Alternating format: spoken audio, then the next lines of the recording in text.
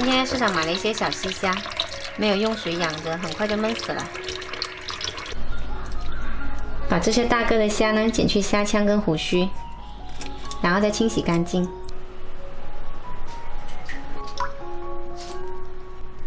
虾洗干净了之后，加入少许料酒去一下腥，搅拌一下腌制10分钟。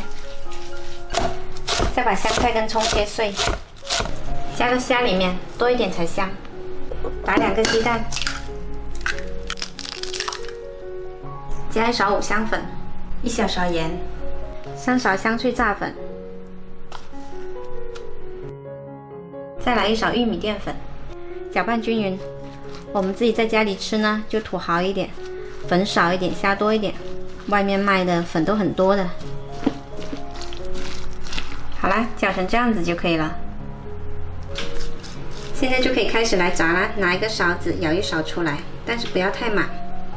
油温3-4成热的时候放下来炸，全程火要小一点，要不然一下子就焦了，里面还没熟。要多翻动一下，就跟炸油条差不多。要用最小火来炸，不然一下子很快就焦了。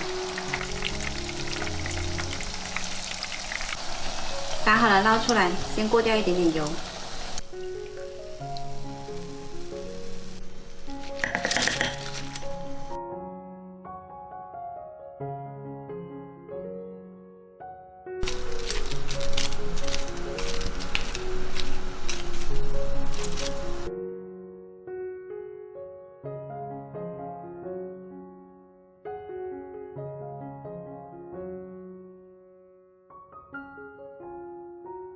半斤小虾炸出来2大盘，这是我们潮汕比较有特色的一款炸虾饼，炸海边，又酥又脆，喜欢的朋友可以试一下哦。